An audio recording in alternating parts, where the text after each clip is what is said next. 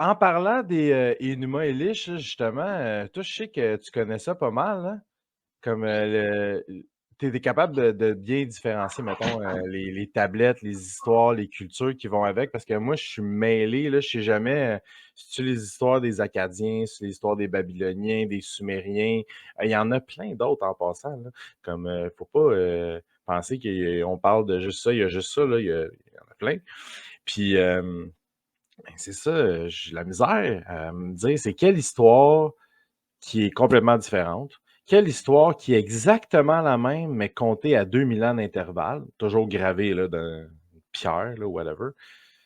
Genre, mais toi, t'as l'air de te retrouver là-dedans. Il faut dire que j'ai lu les Enuma Elish, les Atrahasis, The Hmm. Epic of Gilgamesh. Qu'est-ce que tu veux dire, lire? Lire parce que il y a les traductions. Tu peux aller voir les traductions sur le site web de UCLA. Ils mettent en fait compte les tablettes en traduction pour qu'on puisse les lire. Ben, Mathieu, il est bon là-dedans, le Mathieu Lacroix, là. Oui, Mathieu Lacroix, Je veux Billy dire Carson que. aussi, qui a fait, Ah ouais, hein, qui a c'est lu. ça. Mais moi, ce que je voulais faire, c'est lire moi-même pour venir à mes propres conclusions. Parce que chaque personne, lorsqu'ils lisent, parce que c'est vraiment, c'est comme la Bible en fin de compte. C'est écrit d'une manière que c'est beaucoup imagé. Ben, c'est que chaque culture, le message peut être un petit peu différent à cause du vocabulaire utilisé. Les cultures le perçoivent pas toujours de la même manière, genre comme ça va-tu être la même histoire en français, en anglais, en allemand? Oui, ça va être la même histoire. Le cœur de l'histoire va rester la même. L'imagerie va être différente. Si tu vas lire du Shakespeare, que ce soit en français, en anglais, en allemand ou whatever, l'histoire reste la même. Les mots qu'ils vont utiliser vont différer dépendant de la culture pour qu'on puisse comprendre dans différentes langues le message qui veut être passé. Tu pourrais-tu donner Donc, un exemple? en français, il y a beaucoup d'expressions en français. Lorsque c'est traduit en anglais, c'est pas les mêmes mots, mais ça veut dire la même chose. Mmh. Ce qui me vient en tête en ce moment, c'est que swear words. En français, on va dire nique ta mère.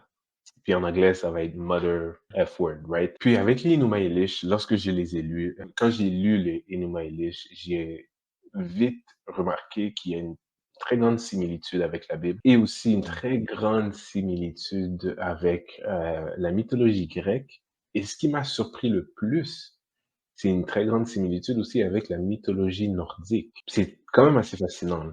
Et puis même la Bible a pris des petites pièces, des Passage. ou passages ou quoi que ce soit qui ont été mis dans la mythologie OK. biblique en fin de compte. C'est quand même assez fascinant.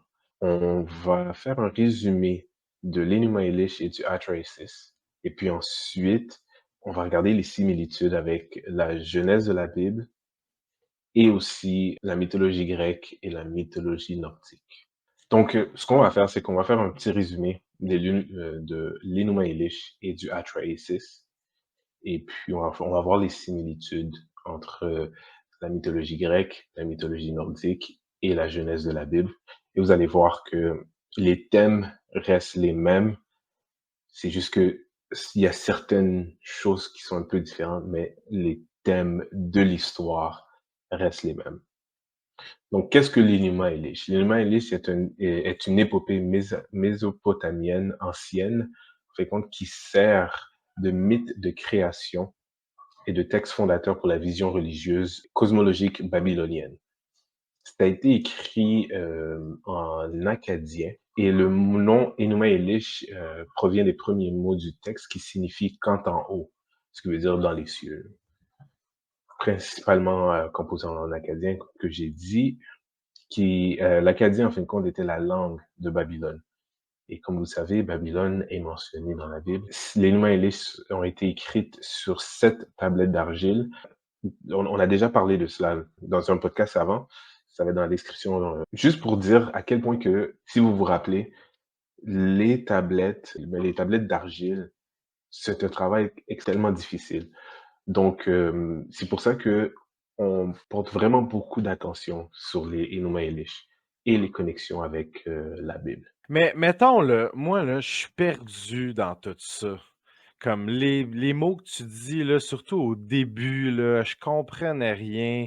Les Actraesis, les Babyloniens. Y a-tu un document, genre, ou un tableau, genre, qui montre vraiment, tu sais, les cultures avec les années? Après ça, les tablettes, les histoires, lesquelles sont pareilles, lesquelles sont différentes? Tu sais, vraiment, là, de quoi de simple pour se retrouver. Est-ce que tu penses que c'est faisable? Oui, oui, c'est faisable. On va pouvoir le mettre sur l'écran pour que le monde puisse voir et avoir une visualisation de quoi qu'on parle en fait. Qu'est-ce que le Enuma Elish, c'est qui Atrahasis, etc. Tiamat, Marduk, Enki, Ea, etc. et les autres. Donc, pour commencer, la première tablette du Enuma Elish commence par une description d'un monde primordial chaotique composé de deux éléments. Il y a l'eau salée et l'eau douce. C'est ce qu'ils disent, l'eau salée et l'eau douce. L'eau salée serait Tiamat et l'eau douce serait Abzu. Moi, j'ai une vision différente. Selon moi, Tiamat et Abzu ne sont pas des astres, c'était des personnes vivantes. Et Tiamat était une femme et Abzu était un homme. Et ils ont mélangé leurs os, en fin de compte, they had sex. Et puis ils ont donné naissance à d'autres dieux. Il y a l'Amoul et l'Ahamou. Ils sont pas vraiment très importants dans l'histoire de l'Enuma Elish et l'Atrahasis parce qu'ensuite ils font Ensar et Kisar et puis Anu qui est le fils de Ensar et Kisar, c'est lui qui serait plus important. C'est Donc, ça? si je comprends, là, j'essaie de résumer, là, les Actraesis puis les Enuma Elish, c'est la même chose? C'est la tablette de création. OK. Les Enuma Elish, c'est vraiment beaucoup plus porté sur l'histoire de la création de l'univers du monde. Et le Atrahasis, c'est la création de l'homme et de l'univers aussi, mais tu vas voir, c'est un peu différent. Donc, ensuite, après avoir uni leurs os, Tiamat et Abzu, rappelez-vous de ces noms-là, d'autres dieux naissent. Donc, ces autres dieux-là, il y a Anu, il y a Ensar, Kishar, Lamu, Lahamu et d'autres. Mais Abzu, il est perturbé par le bruit et le comportement des autres dieux, plus jeunes que lui, et il décide de faire un plan pour les anéantir. Il dit, regarde, check, je suis tanné, je veux plus les entendre, ils font trop de bruit, out the window. Le bruit, là, c'est comme des manifestations, j'imagine. Ils se révoltent, là, puis ils veulent dominer, puis prendre la place, puis Sûrement, sûrement, ça, parce que ouais. si tu vois, c'est des personnes, on va le voir plus tard, surtout avec Marduk, tu vas comprendre pourquoi que je vois plus que c'est des guerres entre dieux et c'est la progéniture qui ont décidé, regarde, check, vous êtes vieux, maintenant c'est à notre tour de prendre les dessus, on va vous tasser. Oh, vous allez voir. Donc, mais Puis là, ça, Tiamat, ce monde-là, c'est les Anunnaki? exactement. Hum, J'allais venir sur ça après, là, mais c'est venu un petit peu trop vite. OK. Donc, Tiamat n'est pas d'accord, mais le conseiller d'Abzu, Moumou, le soutient. Fait que, déjà, tu vois, là, regarde, un conseiller. Là. Tu sais, il y a des rois, il y a une roi, une reine, il y a le conseiller, tu sais, la table d'hôte, il y a les autres dieux ou dieux, les autres rois des autres sections, en fait, compte de l'univers, qui décident ce qu'ils vont faire. Mais avant que Abzu puisse entamer le processus d'anéantir les autres dieux qu'ils ont créés, apparemment. Il y a un dieu qui est Ea, ou il s'appelle aussi Enki dans la mythologie sumérienne.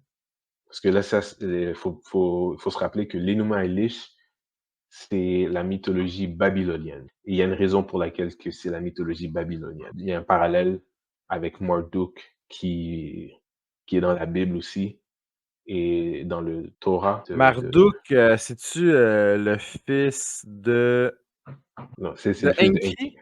Enki. Ben, on va venir là-dessus lorsque on va entrer là-dedans, là, plus loin dans les autres tablettes. Mais avant que Abzu puisse entamer son, how do you say, stratagème d'aller Ah, c'est anéantir un les autres dieux. C'est un Euh, bon mot, yep. un Son plan, stratagème d'anéantir une stratégie, les autres dieux. exactement, les autres dieux. Enki a découvert le complot et il a utilisé un sort pour plonger Abzu dans un profond sommeil Mmh. et ensuite il l'a tué. Donc Enki et sa femme, maintenant, Damkina, donnent naissance à Marduk. Apparemment, il a des pouvoirs extraordinaires, etc. C'est un dieu qui est très fort. Mais rappelez-vous, ça c'est l'histoire des Babyloniens.